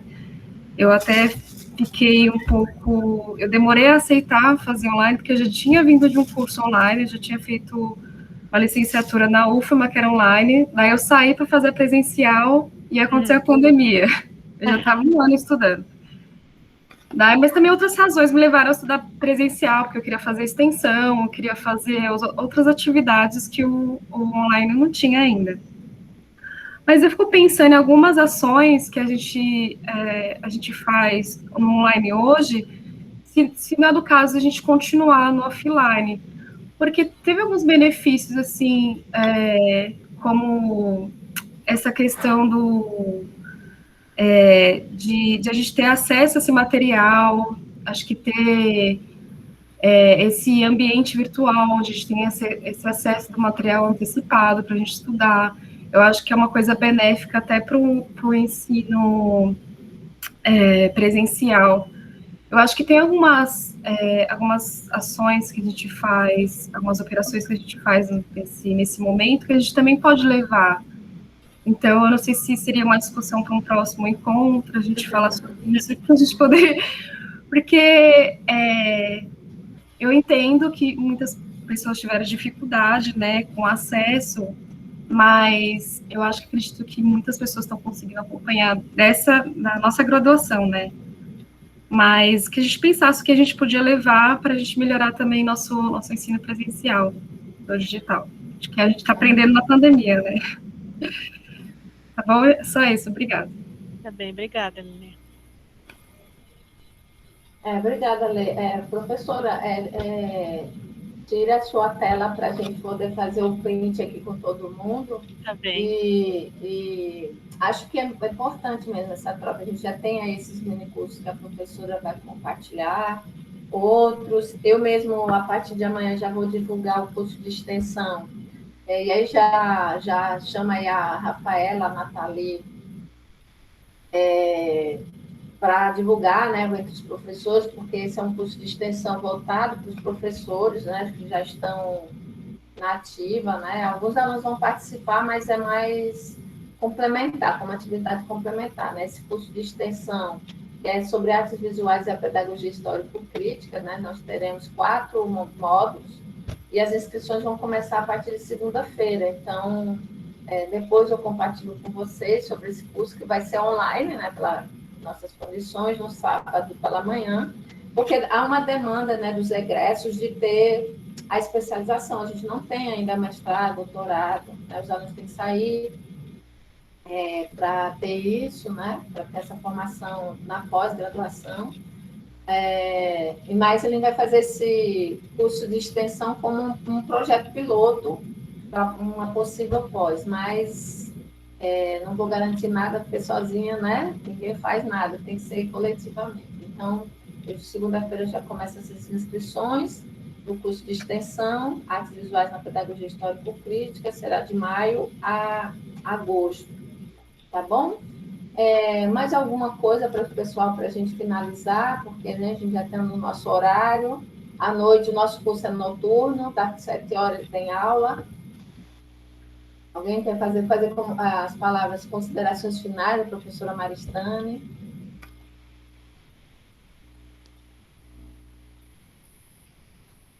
Ninguém mais quer falar? Acredito que não, mas ninguém sinalizou aqui não. Tá bem. Pessoal, então eu queria agradecer a vocês, tá, por essa acolhida aqui, o convite da professora Janidalva, né, que eu fiquei bastante feliz com o convite, né, a possibilidade da gente falar sobre o trabalho que a gente realiza, né, sobre as pesquisas que a gente faz, então compartilhar isso com vocês para mim foi fundamental, tá. Eu vou deixar meu e-mail aqui no chat, tá, se vocês quiserem comentar alguma coisa também depois, ou se quiserem algum material, alguma coisa que eu possa auxiliar, vocês podem entrar em contato comigo, porque é assim, a gente vai trocando, né? Vai trocando. Inclusive a professora Catiúcia, né, do Instituto Federal, que ela é professora no ensino médio, né? Ela falando da necessidade da gente criar uma rede colaborativa de materiais de ensino de arte, né? Então a gente ficou vamos dizer assim, nesse desafio de pensar, porque a gente tem o Instituto Federal Baiano em Bahia, que eram inclusive 2 professoras que estavam, aqui no Juazeiro Petrolina, então criar essa rede colaborativa de pensar os materiais para o ensino de arte, seja presencial, seja online. Então é um desafio que depois a gente compartilha com vocês também lá da Federal de Pelotas, né? Para ver em que pé a gente consegue ter fôlego para isso, né? Aqui no Centro de Artes, a gente tá com curso de especialização à distância. Só não conseguimos implementar, mas ele está pronto, ele não foi, eles bloquearam agora todos os cursos. Sim. Mas a gente já tem uma especialização aqui em artes visuais, presencial, e agora nós vamos ter também à distância. Sim. Quando tiver, eu te aviso, porque de repente pode alguém querer. Sim, pessoal, então, eu gostei muito de ouvir também vocês, assim, contando das experiências, dos trabalhos de vocês, então foi bem legal, assim, tá? E o que vocês precisarem, a gente pode fazer outras vezes depois, conforme eu tiver também tempo, que é meio corrido aqui, porque eu me envolvo também com mestrado, doutorado, né? Sim. Mas tem um grupo, né? Tem um grupo de pesquisa também, tem uns alunos também, o pessoal que faz doutorado, mestrado, eles sempre têm coisas para compartilhar com quem quer aprender, com quem quer discutir, tá? Sim. Então a gente fica à disposição, tá, Dalva? Sim, ok. Muito obrigada, professor. Eu peço aí o pessoal abrir aí suas câmeras para a gente realizar esse registro, né? Que eu tenho que colocar lá no nosso relatório, tem que fazer as nossas prestações de conta também, no que diz respeito a esse momento tão rico, né? Por que não? É um dos relatórios que a gente faz com gosto. Não é? Eu sempre gosto de ver essas carinhas, sair das bolinhas para as carinhas. Como é? Tô com... Ah, tá com touca no cabelo, Clarice? Não é Dona Florinda, não, tô cheia de bobs, né? Pois é, vou fazer aqui um print para todos, tá bom? Tô sem câmera, professora, perdão. Ô, Jussara, não sei, hein? Mas quando não é hoje, a gente faz um outro diálogo. Eu sempre fico fazendo um registro de vocês. Estou ficando até famosa com essa coisa de printar as aulas. Muito obrigado, viu? Vocês participaram, a professora Maristânia, a gente sempre vai estar em contato. Tá bem. E eu, quando encerrar aqui como é que eu posso dizer? A gravação, aí eu compartilho com você. Tá bem.